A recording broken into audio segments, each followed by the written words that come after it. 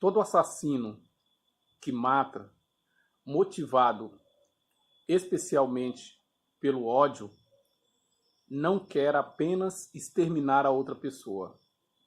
Há nesse ato uma mensagem implícita. E se nós quisermos lograr êxito nessa guerra, precisamos nos fazer capazes de desvendar esse enigma. Eu sou Cláudio Chaves e o título do vídeo de hoje é uma pergunta.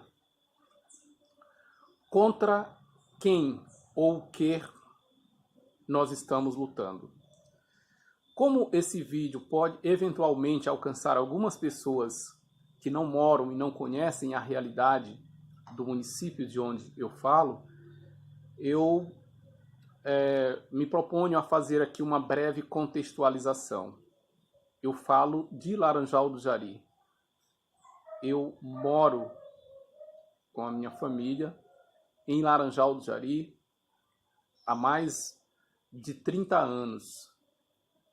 E o comentário de hoje não poderia ser diferente, não poderia ser sobre outra coisa, sobre outro assunto, né, senão sobre o ato extremamente violento, né, extremamente vil, chocante, cruel, que foi o assassinato da adolescente, da jovem Jamilsa Lobato, né, aluna de uma das escolas estaduais aqui do município de Laranjal do Jari.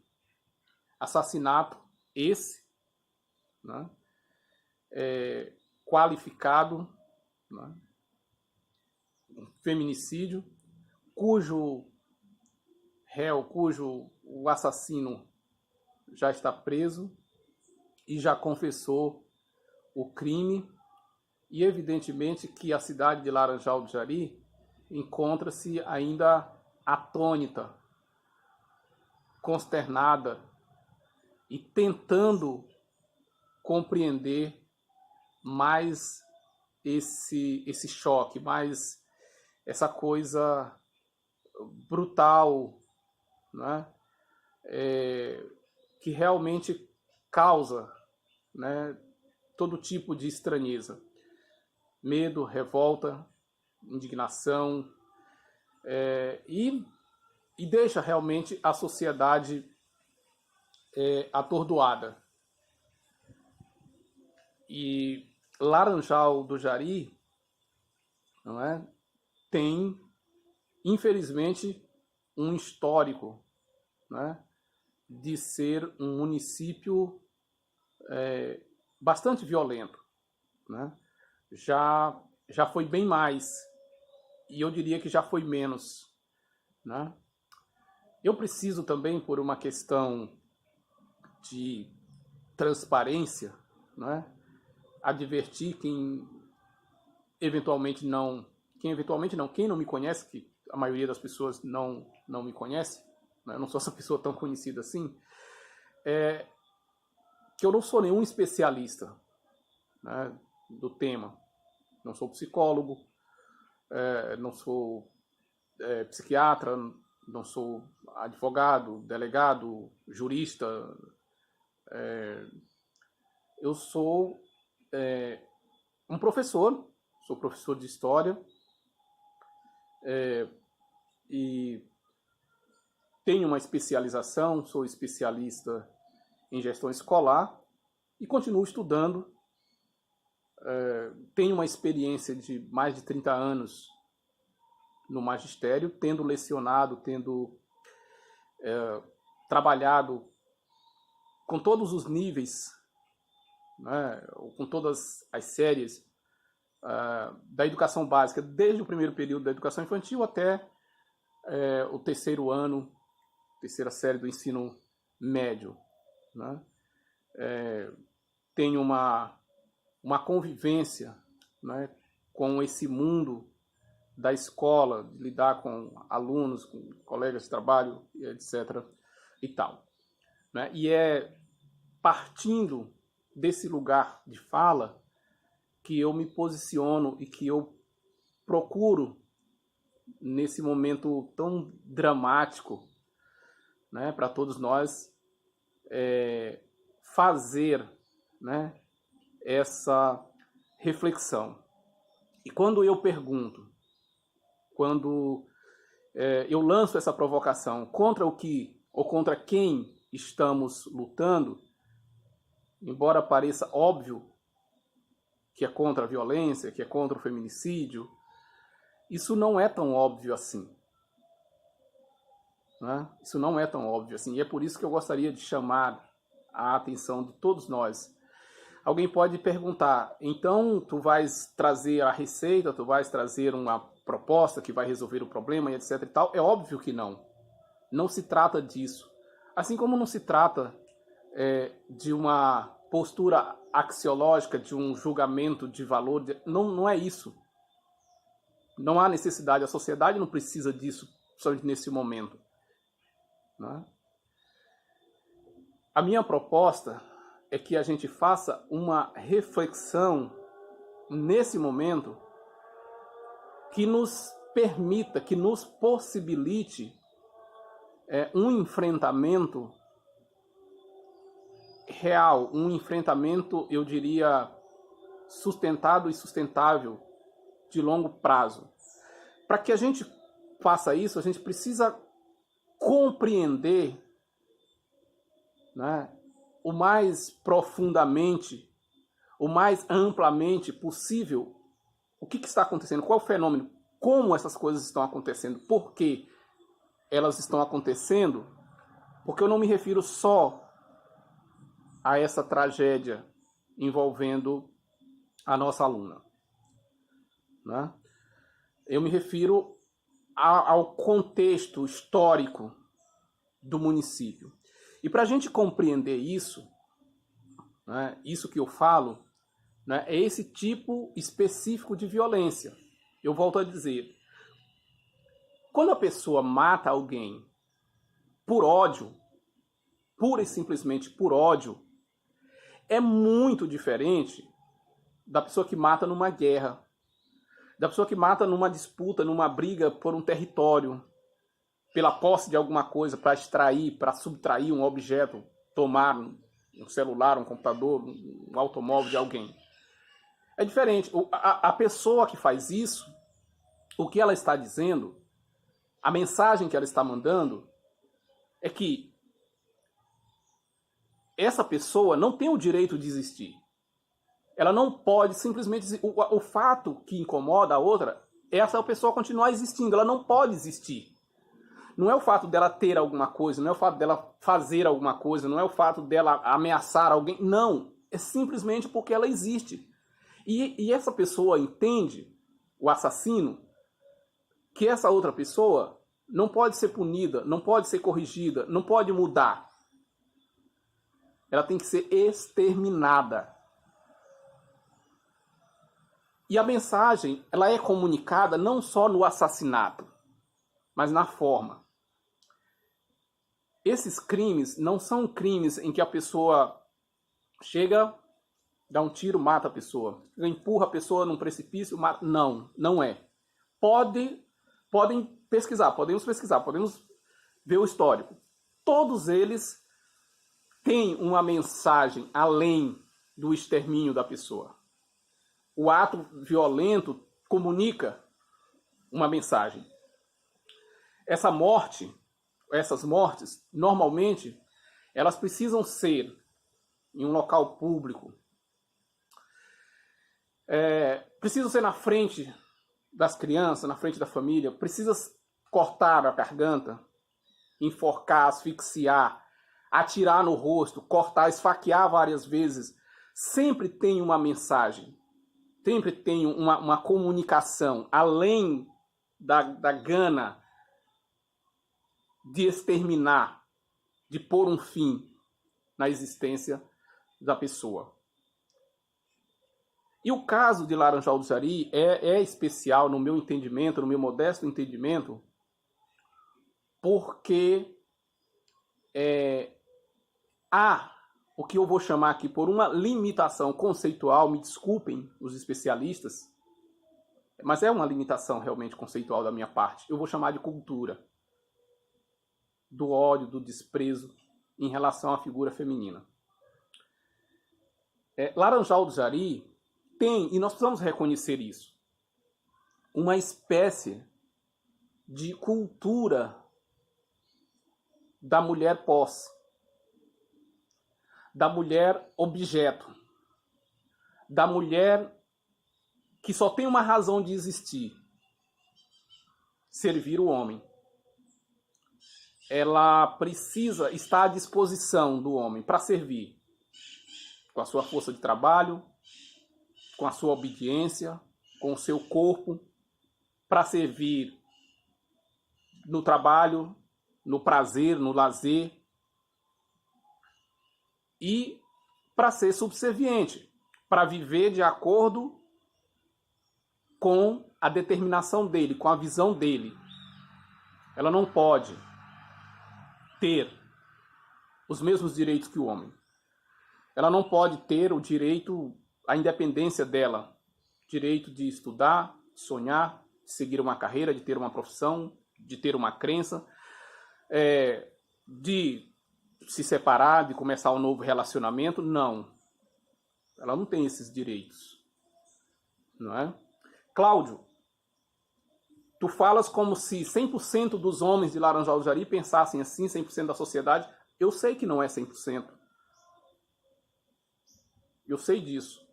Eu não seria tão estúpido de fazer uma afirmação dessa. O que eu estou falando é de algo que a gente precisa, por exemplo, de recorrer à sociologia, de recorrer à antropologia, de recorrer, né, à psiquiatria forense, à psicologia, à psicanálise, às ciências, sabe, que possam nos ajudar a entender esse fenômeno que é endêmico, que é algo específico do nosso município. E que sim, está relacionado com a história, com a constituição do município, como o município foi formado. E eu faço aqui um breve retrospecto, apenas a título de provocação, porque, embora não seja um especialista, como eu já falei, e não sou mesmo, não é modéstia, mas eu sei, pela experiência que eu tenho, pela vivência, pelos ambientes que eu frequento e que eu sempre frequentei em Laranjal do Jari, não é? A história de Laranjal do Jari, a história da mulher em Laranjal do Jari, ela sempre foi diferente. O tratamento, a concepção, a forma como a presença feminina se manifesta, digamos assim, em Laranjal do Jari desde o começo, desde a formação do município. Quando nós fazemos esse mergulho, essa imersão na história, nós vamos ver como que acontece no boom do chamado desenvolvimento econômico, com a chegada do projeto Jari, que fica do outro lado do rio, que fica no outro estado, no Pará, como são recrutados os homens e como são recrutadas as mulheres. A diferença começa aí. A diferença começa aí. Né? Os homens são recrutados e eles já saem do seu lugar de origem, né?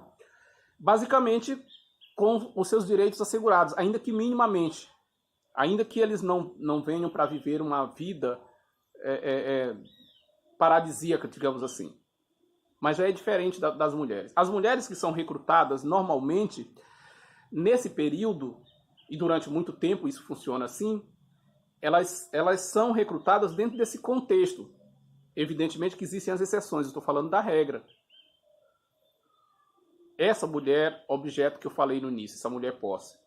Enquanto os homens vêm para trabalhar no projeto da indústria da celulose, do caulim, ou para o garimpo, para a extração mineral, as mulheres vêm muitas para trabalharem como cozinheiras, como serviçais, etc. e tal, mas um grande número vem exclusivamente para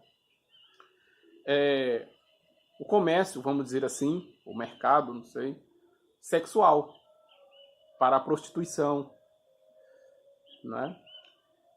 E isso, essa compreensão, essa concepção, ela, querendo ou não reconhecermos, ela permanece impregnada na sociedade de Laranjal do Jari, de um modo geral. Quando eu falo de modo geral, eu não falo de um modo total, de todas as pessoas, não é uma questão numérica que eu estou falando. Eu estou falando de modo geral porque são em todos os estamentos da sociedade. Independe de classe social, independe de classe econômica, independe de idade, né? Fator cronológico, coisa desse tipo, né? Então, o ambiente, se é no público, se é no privado, essa concepção, né, da mulher, a disposição da mulher posse, né, ela é muito forte ainda no nosso município, né? Nós já tivemos alguns momentos em que isso teve um recuo, isso arrefeceu, né? Eu lembro-me que eu cheguei a escrever, inclusive, sobre isso.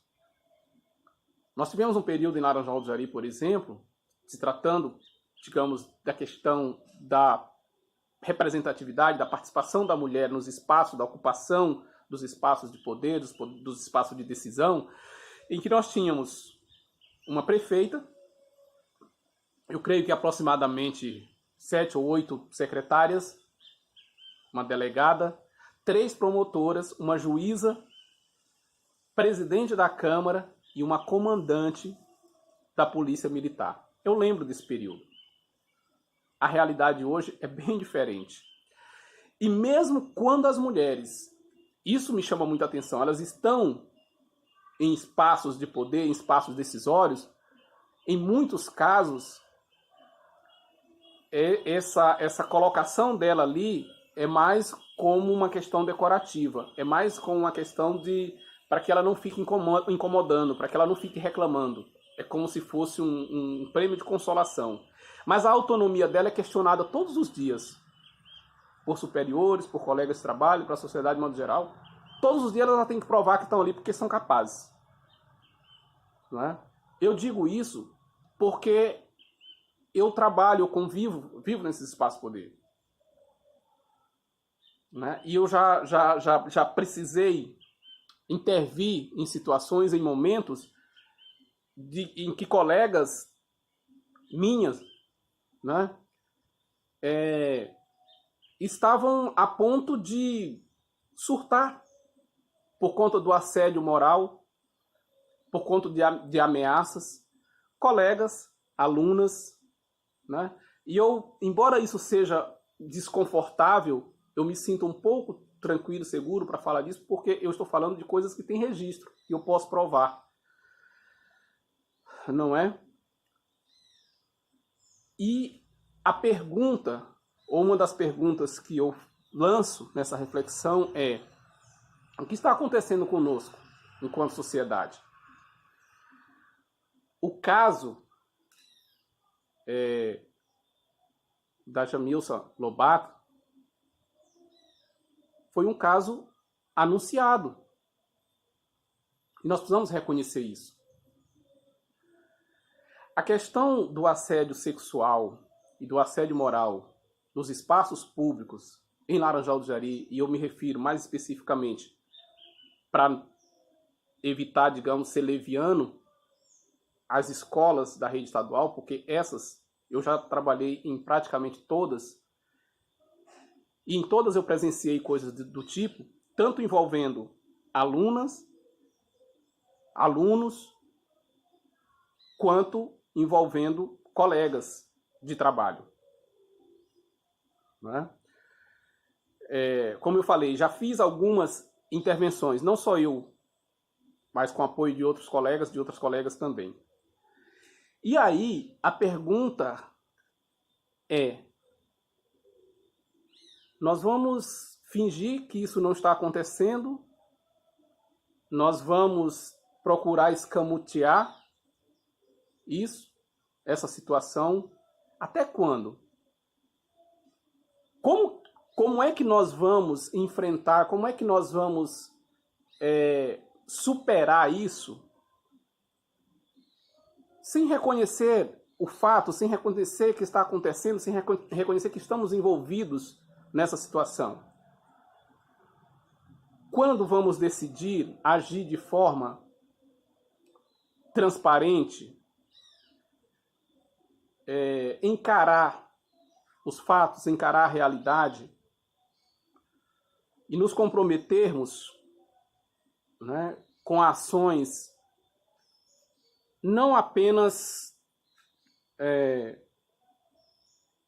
temporárias, não apenas pontuais, mas com ações bem fundamentadas, com metas de longo prazo, com um comprometimento, com um envolvimento de todos nós, de toda a sociedade. Não é? Fica aqui, evidentemente, né, a minha singela, porém sincera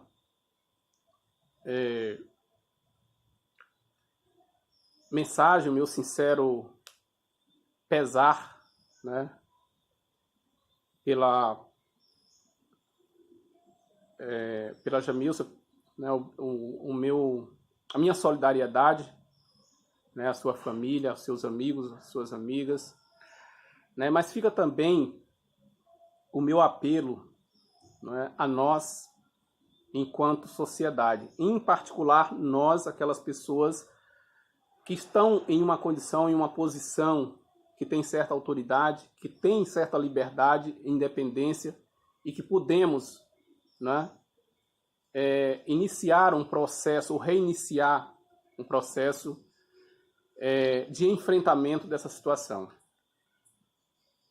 É desgastante, é incômodo, é de certa forma perigoso, tudo isso. Mas fugir não será a saída. Omitir-nos não será a saída. E, independentemente de qualquer coisa, eu vou falar algo que é muito frequente nas minhas falas. Independentemente de qualquer coisa, conhecendo, né, o pouco que eu conheço, mais você da espécie, né, o ser humano, eu sei que nós somos capazes das maiores atrocidades, a nossa espécie é capaz. Mas nós também somos capazes de altruísmo, nós também somos capazes de coisas impressionantes do outro lado, do lado oposto. Eu nunca vou deixar de acreditar no ser humano. Eu nunca vou deixar de acreditar na nossa espécie.